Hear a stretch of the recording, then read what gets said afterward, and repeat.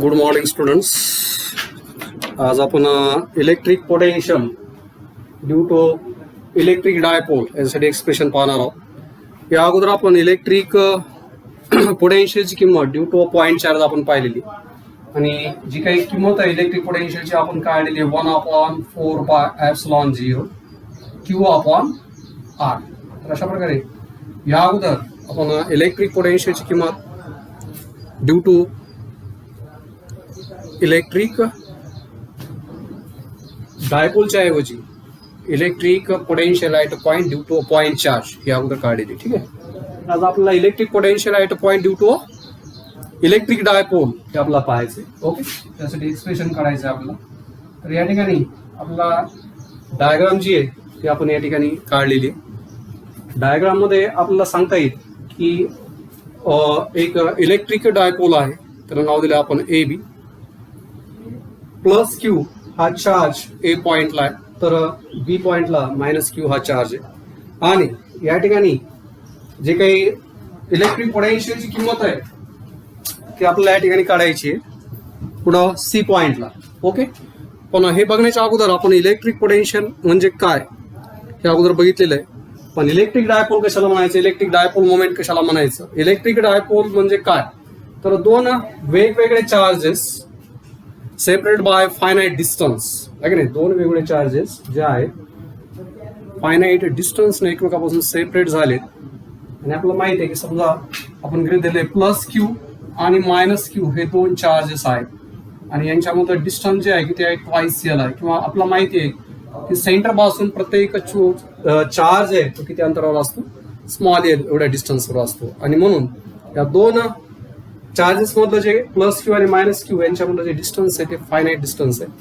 तर दोन वेगवेगळे चार्जेस ज्यांचं मॅग्निट्यूड वेगवेगळं आहे. ठीक आहे, सॉरी मॅग्निट्यूड सारखंच आहे परंतु त्यांचे जे चार्जेस आहेत ते वेगवेगळे आहेत सेपरेट बाय फायनाइट डिस्टन्स. त्यालाच काय म्हणतो आपण इलेक्ट्रिक डायपोल.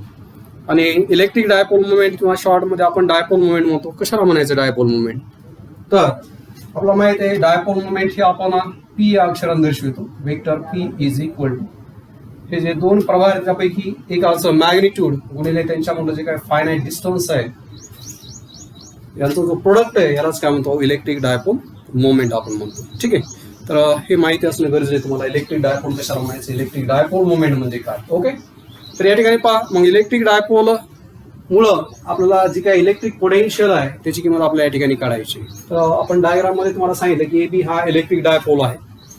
ए पॉइंटला प्लस क्यू चार्ज आहे तर बी पॉइंटला कुठला मायनस क्यू आहे. ओ हे सेंटर आहे त्या डायपोलचं आणि सेंटर पासून आर एवढ्या डिस्टन्सवर एक पॉईंट घेतला आपण सी, ज्या ठिकाणी आपला इलेक्ट्रिक पोटेन्शियलची किंमत काय करायची काढायची. ओके, त्यानंतर सी आणि ए पॉइंट त्याचप्रमाणे सी आणि बी पॉइंट आपण जॉईन केले. असं गृहीत धरू आपण की या सी पॉइंट पासून ए पॉइंट किंवा या ए पॉइंटचं अंतर जे आहे ते किती आहे R1 आहे आणि बी पॉइंट पासून त्या सी पॉइंटचं जे डिस्टन्स आहे किंवा अंतर आहे ते किती आहे R2 आहे. ओके, त्यानंतर प्रत्येक पॉइंट जो आहे किंवा ए आणि बी हे जे पॉइंट आहे सेंटर पासून सेंटर ओ किंवा याला आपण ओरिजिन म्हणू, ओरिजिन पासून किती स्मॉल एल एवढ्या डिस्टन्सवर ते आहे. ओके, आणि ह्या ऍक्सिसनं या किंवा सी पॉइंट म्हणजेच जे काही डिस्टन्स आहे ओ पॉइंट पासून सी पॉइंटचं आहे की नाही याच्याशी झालेला जो काही कोन आहे त्या ऍक्सिसची तो किती या ठिकाणी थीटा आहे. ओके, मग सी पॉइंटला आपल्याला इलेक्ट्रिक पोटेन्शियलची किंमत काढायची. मग आपल्याला सांगता येईल की ए पॉइंटला जे काही सी पॉइंटला जे काही पोटेन्शियल आहे due to that charge plus Q आपल्याला या ठिकाणी लिहिता येईल V1 is equal to 1 upon किंवा क्यू अपॉन 4πε0R. कारण चार्ज जो आहे ए पॉइंटला कुठला प्लस क्यू म्हणून आपण plus Q divide by 4πε0 into R. कारण या ठिकाणी सॉरी आर च्या ऐवजी या ठिकाणी आपला डिस्टन्स किती आहे त्याचं R1 असल्यामुळे या ठिकाणी काय लिहावं लागेल R1. त्याला इक्वेशन 1 घेऊ आपण. त्यानंतर सेम तसंच सी पॉइंटला electric potential due to that charge minus Q त्याची किंमत सुद्धा आपल्याला लिहिता येईल V2 is equal to minus Q upon 4πε0 into R2. त्याला इक्वेशन 2 देऊ. एकूण इलेक्ट्रिक पोटेन्शियल सी पॉइंटला आपल्याला काढायचे. तर कसं काढणार मग या दोन्हीची बेरीज करावं लागणार आहे आपल्याला. Total electric potential at point C is equal to V1 plus V2 दोन्हीच्या किमती ठेवून द्या. आपल्याला लिहिता येईल Q upon 4 pi epsilon 0 r1 minus q upon 4 pi epsilon 0 r2.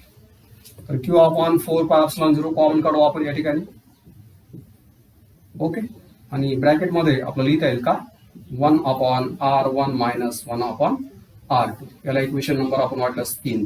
Okay, आता पुढची स्टेप काय, या ठिकाणी 1 by r1 आणि 1 by r2 च्या किमती आपण काढू डायग्राम, आहे की नाही.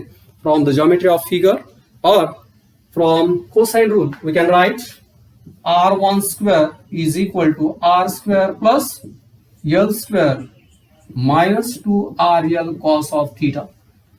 त्याचप्रमाणे r2 स्क्वेअर ची किंमत मला लिहिता येईल r square plus l square plus twice rl cos of theta. ठीक आहे, तर राईट साइड जी आहे त्याला काय करू आपण r स्क्वेअर न मल्टिप्लाय आणि डिवाइड जर केलं तर किंवा r1 आणि r2 स्क्वेअरच्या किमती आपल्याला याप्रमाणे लिहिता येतील. पहा r1 square is equal to, you can write r square in bracket 1 plus l square by r square minus l cos of theta upon twice l cos of theta upon r. Okay, त्याचप्रमाणे r2 square ची किंमत सुद्धा मला लिहिता येईल या ठिकाणी r square in bracket 1 plus l square by r square plus l twice l cos of theta upon r. त्याच्यानंतर आपल्याला काय करता येईल या ठिकाणी परत r1 स्क्वेअर आणि r2 स्क्वेअरच्या ऐवजी r1 आणि r2 ची किमती काढू आपण. काय होईल r1 is equal to, can write r 1 plus l square by r square minus twice l cos of theta upon r raised to power 1 by 2. त्याचप्रमाणे r2 ची किंमत मला लिहिता येईल r into 1 plus l square by r square plus twice l cos of theta upon r raised to power 1 by 2. आपल्याला काय करता येईल 1 by r1 आणि 1 by r2 च्या किमती सुद्धा याच्यावरून काढता येतील. काय लिहिता येईल मग 1 by r1 is equal to 1 by r in bracket 1 plus l square by r square minus twice l cos of theta upon r raised to power minus 1 by 2. Okay, समजतंय का पहा. त्यानंतर यांचे रेसिप्रोकल घ्यालो आपण 1 by r2 is equal to 1 by r 1 plus l square by r square plus twice l cos of theta upon r raised to power minus 1 by 2. पहा, तुम्हाला सांगितलं आपण अगोदर सी पॉइंटला potential due to point A किंवा plus Q and minus Q या दोन्हीची addition केली आपण. ऍडिशन केल्यानंतर आपलं इक्वेशन 3 मिळाले. ठीक आहे, आणि इक्वेशन 3 मिळाल्यानंतर 1 by r1 आणि 1 by r2 च्या किमती काढायच्या. तर आपल्याला कशा काढल्यात मी कोसाइन रूल किंवा from the geometry of that figure आपल्या या दोन्ही किमती ज्या आहेत 1 by r1 आणि 1 by r2 च्या आपण स्टेप बाय स्टेप आपण या ठिकाणी काढलेल्या आहेत. ओके, आणि या किमती काय करायच्या होत्या इक्वेशन 3 मध्ये आपल्याला ठेवायच्या. तर काय होईल मग पहा इक्वेशन. ओके, यस, तर या ठिकाणी आपल्याला लिहिता येईल काय VC is equal to q upon 4 pi epsilon 0 as it is. In bracket we can write 1 by r 1 plus l square by r square minus twice l cos of theta upon r raised to power minus 1 by 2. परत आपल्याला minus bracket मध्ये लिहायचंय का 1 by r raised to power minus 1 by 2.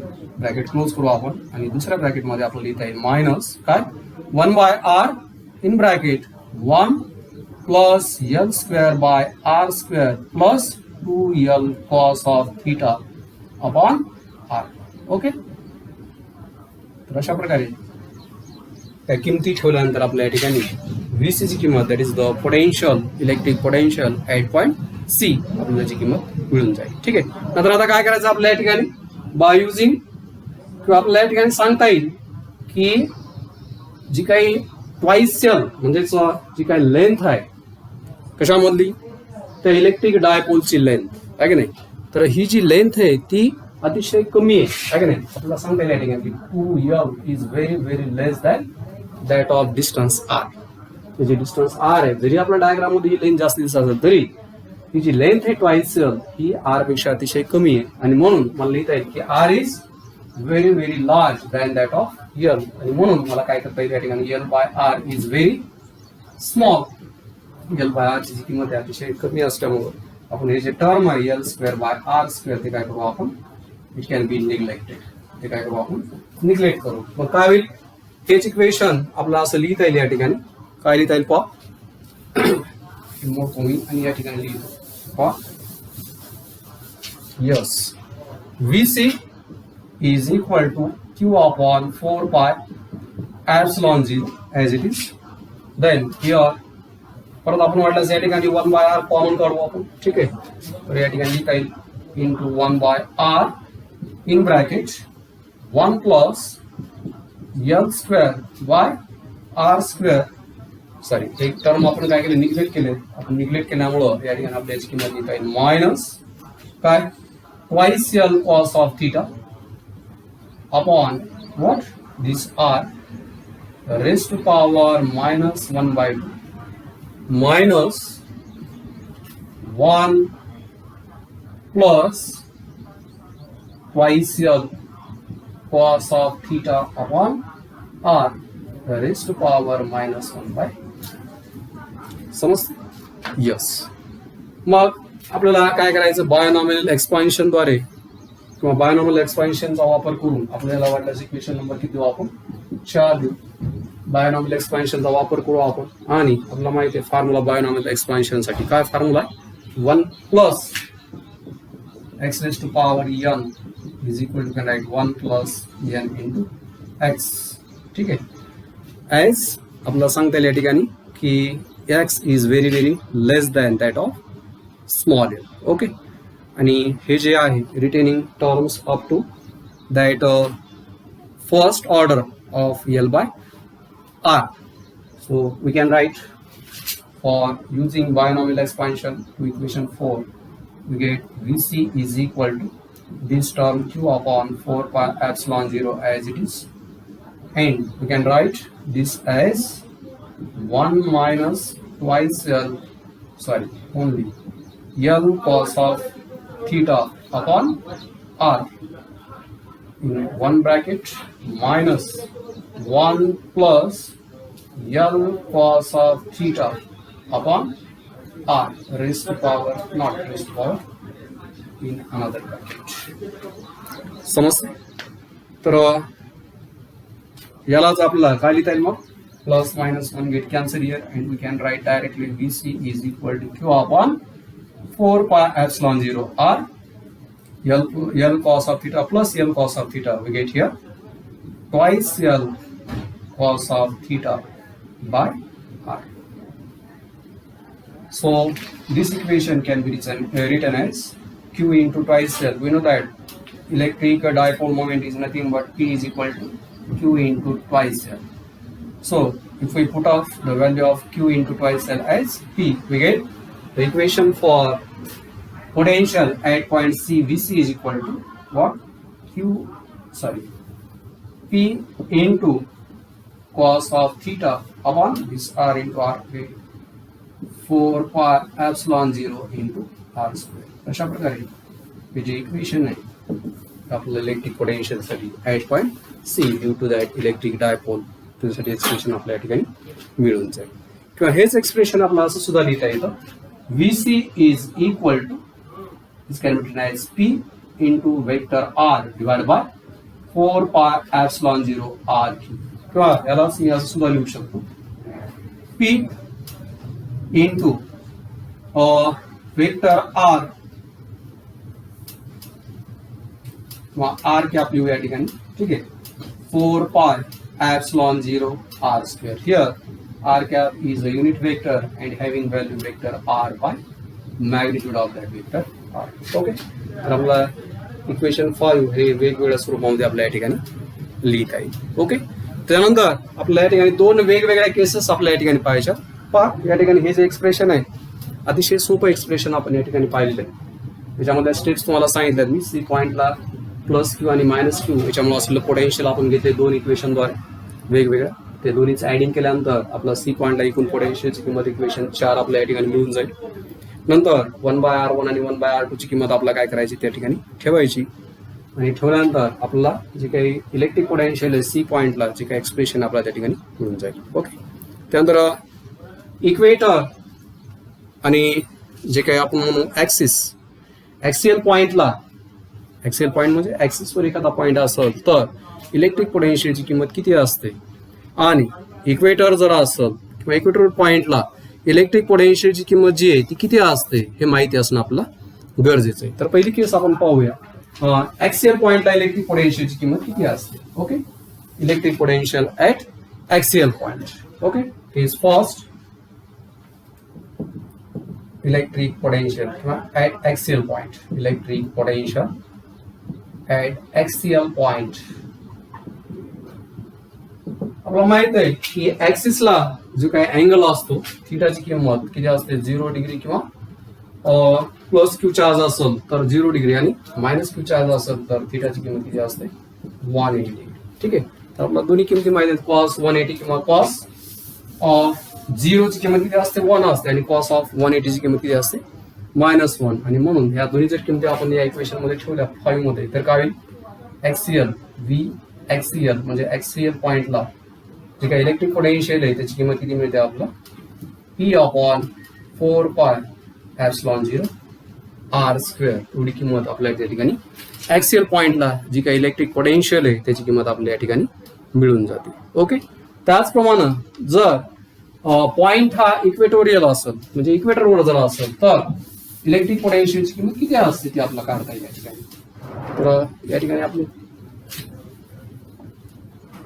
Case second, electric potential at equatorial point.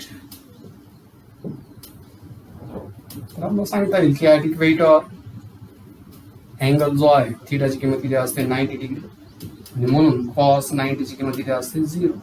म्हणून V इक्वेटरला पोटेन्शियलची किंमत आहे किती मिळेल आपल्या या ठिकाणी, 0 या ठिकाणी मिळून जाते. ओके. तर ऍक्सियल पॉइंट असेल किंवा इक्वेटोरियल पॉइंट असेल तर इलेक्ट्रिक पोटेन्शियलची किंमत किती असते, तर आपल्याला सांगता येईल की ऍक्सियल पॉइंटला इलेक्ट्रिक पोटेन्शियल जे म्हणजे थिटाची किंमत 0 डिग्री प्लस क्यू चार्ज जर घेतला आपण तर 0 डिग्री, आणि मायनस क्यू जर चार्ज घेतला आपण तर किती असतं, 180 डिग्री.